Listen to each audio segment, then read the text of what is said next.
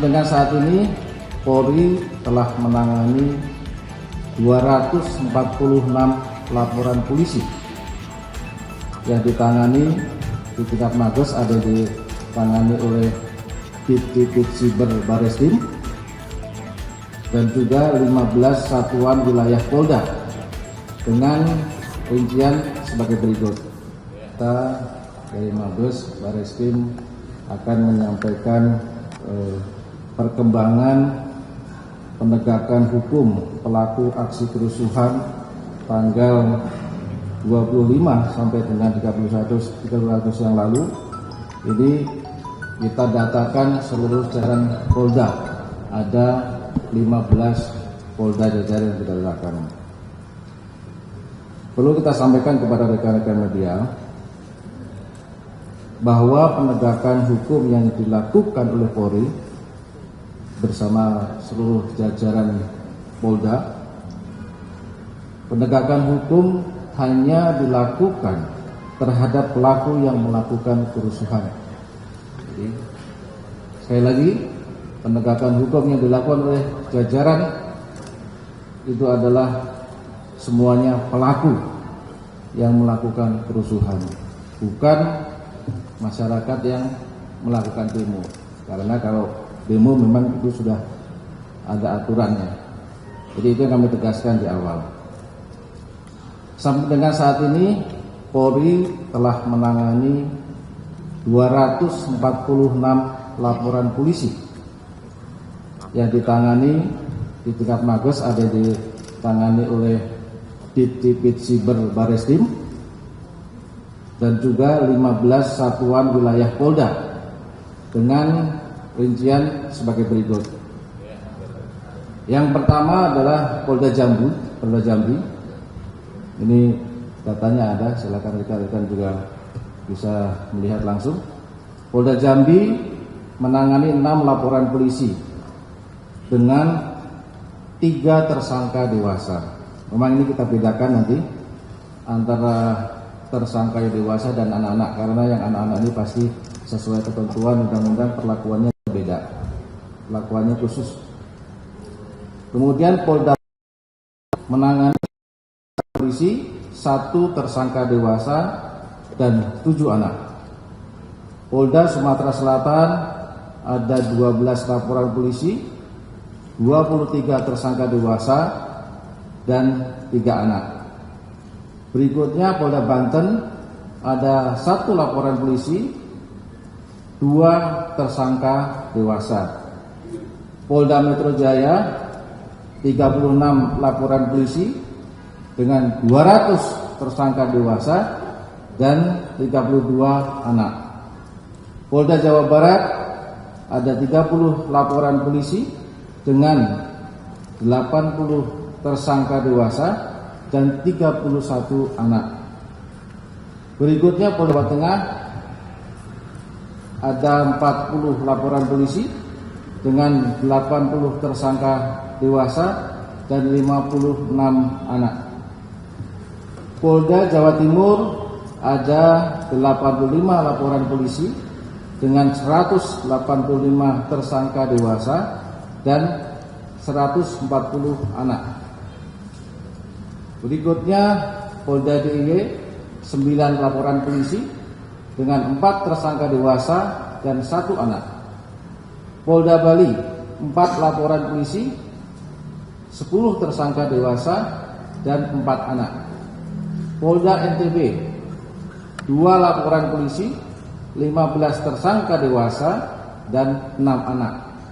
Polda Kalimantan Barat 3 laporan polisi, 1 tersangka dewasa dan 3 anak. Polda Kalimantan Timur 1 laporan polisi dan 7 tersangka dewasa. Polda Sulawesi Barat 2 laporan polisi, 2 tersangka dewasa. Polda Sulawesi Selatan 10 laporan polisi, 46 tersangka dewasa dan 12 anak. Berikutnya yang sampaikan tadi di tingkat Mabes Bareskrim, Direktorat Tindak Pidana Siber Bareskrim ada menangani 4 laporan polisi dengan 5 tersangka dewasa. Ini kalau tidak salah beberapa waktu yang lalu sudah dirilis oleh Pak Dirtipid Siber. Rekan-rekan sudah mengikuti juga. Dari seluruh tersebut, Polri telah total 959 orang tersangka dengan rincian 664 tersangka dewasa dan 295 anak. Para tersangka dijerat dengan berbagai pasal sesuai perbuatannya. Pasal-pasal kepada para tersangka ada pasal 160, 161 KUHP penghasutan, pasal 170 ini pengrusakan secara bersama-sama, pasal 187 KUH pidana pembakaran, pasal 212, 213, 214 melawan petugas yang berwenang dengan kekerasan, pasal 351 penganiayaan, 362, 363, 365 pencurian dan pencurian dengan kekerasan, pasal 406 pengrusakan barang, kemudian juga Undang-Undang Darurat Nomor 12 tentang kepemilikan senjata tajam, ada bom molotov dan petasan yang digunakan untuk perbuatan-perbuatan yang anarkis. Pasal 29 ayat 2 Undang-Undang ITE ujaran kebencian berdasarkan sara, pasal 32 ayat 1 ITE tentang manipulasi data elektronik. Perlu saya sampaikan kepada rekan-rekan, sebagai bentuk komitmen Polri dalam penegakan hukum yang mengutamakan kepentingan terbaik bagi anak, seluruh jajaran kewilayahan Polda dalam menangani anak terlibat dalam aksi kerusuhan telah memperdomani ketentuan sesuai Undang-Undang Nomor 11 Tahun 2012 tentang Sistem Peradilan Pidana Anak. Ini yang saya sampaikan tadi. Ini ada Ibu dari KPAI dan Kompolnas mungkin nanti akan menyampaikan. Berikutnya berdasarkan rekapitulasi data anak yang terlibat aksi kerusuhan, maka dapat disampaikan sebagai berikut. Jumlah total 295 anak dengan rincian yang setelah diproses, 68 anak telah diproses melalui mekanisme diversi, artinya ini tidak melalui jalur hukum. Berikutnya 56 anak telah tahap 2. Tahap 2 berarti sudah selesai, sudah diserahkan kepada Kejaksa Penuntut Umum. Kemudian 6 anak telah berkasnya P21 dinyatakan lengkap, dan 160 anak ini masih berkasnya masih dalam tahap 1 pemberkasan proses. Disampaikan kemudian rekan-rekan terkait dengan modus operandi dari beberapa perkara. Ini bisa kita ambil modus operandinya. Modus operandi menghasut dan mengajak orang lain melakukan aksi kerusuhan melalui poster, siaran langsung di media sosial, dan grup WhatsApp. Kemudian juga ada modus menyebarkan dokumentasi kerusuhan. Ini ada video pembakaran dan yang lain-lain lewat media sosial dengan tujuan, ada narasinya, untuk memprovokasi, mengajak untuk melakukan perbuatan seperti yang ada di video itu. Kemudian modus menghasut untuk melakukan pembakaran dengan kekerasan terhadap barang atau orang, dan juga pencurian atau penjarahan. Ini fakta yang ada. Pencurian, penjarahan, pembakaran kantor DPRD, ada kantor kejaksaan, kantor gubernur, kantor polisi juga ada beberapa, dan Mako Polres maupun Mako Pospol. Kemudian modus membawa, menyimpan, menggunakan bom molotov dan benda-benda berbahaya lainnya yang tentunya ini digunakan untuk melakukan perbuatan-perbuatan yang anarkis tadi. Kemudian modus melakukan penganiayaan terhadap petugas dan masyarakat. Kemudian ini beberapa barang bukti, ini hanya sampel beberapa contoh barang bukti yang ada ditangani oleh jajaran wilayah. Ini hanya sebagian saja yang bisa kita tampilkan foto-fotonya. Ada bom molotov, ada senjata tajam, ada poster ujaran kebencian, kendaraan-kendaraan yang dipakai, ada korek api, batu yang dipakai untuk melempar dan membakar, ada rekaman CCTV, handphone, dan tentunya ada akun-akun media sosial yang kita lakukan penyitaan untuk kita analisa. Berikutnya kami akan menampilkan beberapa penanganan kasus menonjol di beberapa wilayah. Yang pertama saya sampaikan tadi yang ditangani oleh Direktorat Pidana Siber di Barreskrim. Ini ada 5 orang tersangka. Satu tersangka ini mengajak pembakaran Mabes Polri melalui Instagram. Kemudian 3 tersangka ini ada ajakan untuk melakukan penjarahan ke rumah pejabat, ini melalui TikTok dan Facebook yang ditangani oleh Divisi Siber. 1 orang ajakan demo di bandara melalui TikTok. Ini sudah diproses dan sudah pernah dirilis. Kemudian kasus menonjol lagi yang bisa kita ini di Polda Metro Jaya. Polda Metro Jaya ini telah menetapkan 59 orang tersangka yang menonjol. 2 orang tersangka ini kami tampilkan juga ini tersangkanya. 2 tersangka menyebarkan konten manipulasi data otentik. Berikutnya 5 tersangka perusakan halte Transjakarta di depan Kemendikbud. Ini adalah yang sudah kita lakukan penegakan hukum. Kemudian 12 tersangka penjarahan dari Bapak Ahmad Saroni. Alhamdulillah sudah tertangkap 12 orang pelakunya.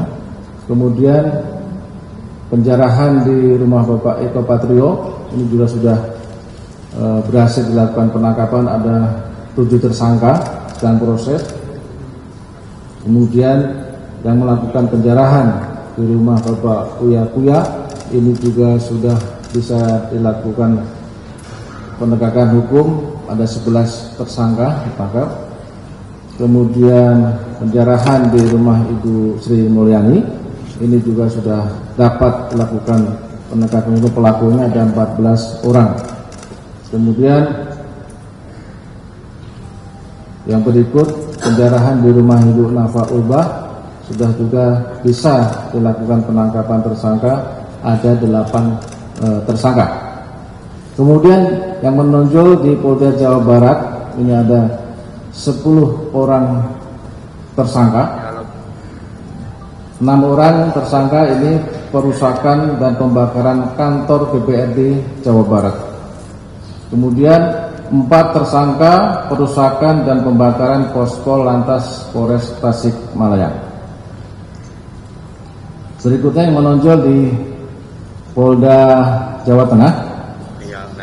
Ini ada 2 orang tersangka pelemparan bom molotov dan batu terhadap petugas di depan Mapolda Jawa Tengah. Ini ada dokumentasinya yang melempar bom molotov. Kemudian berikutnya Polda Jawa Timur menetapkan 135 orang tersangka yang menonjol ini disampaikan.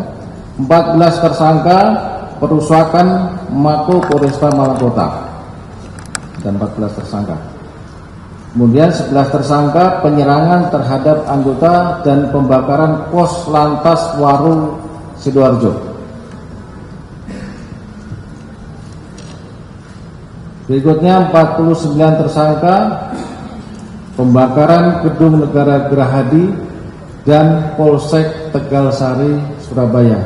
Ini ada 49 tersangka yang sudah diamankan. Berikutnya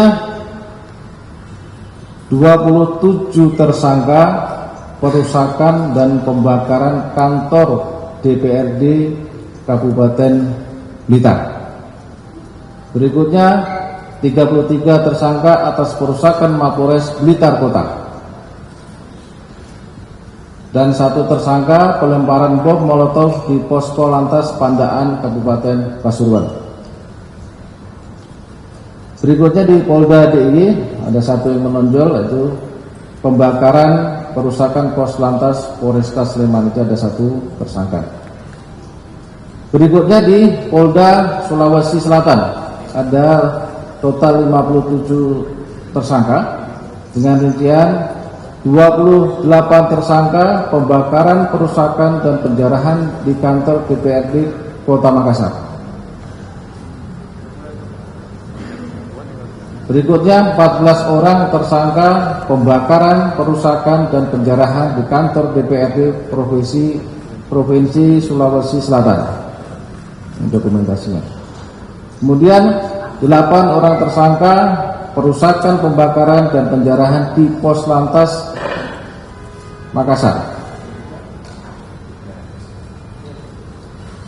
Berikutnya 3 orang tersangka atas penganiayaan pengemudi ojol.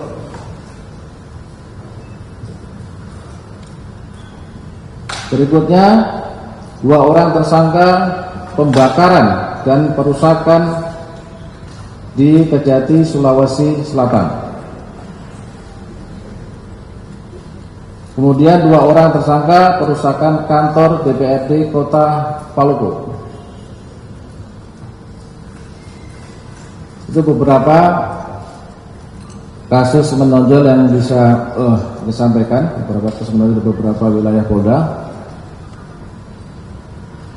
Kami sampaikan kepada rekan-rekan media bahwa terkait penegakan hukum ini, Polri akan terus berkomitmen dalam melaksanakan penegakan hukum dan tentunya proses penyidikan ini terus berlanjut. Ada pengembangan-pengembangan dan kita berkomitmen mengembangkan kasus itu untuk mengungkap siapapun yang terlibat, cukup bukti akan ditindak tegas sesuai dengan hukum yang berlaku.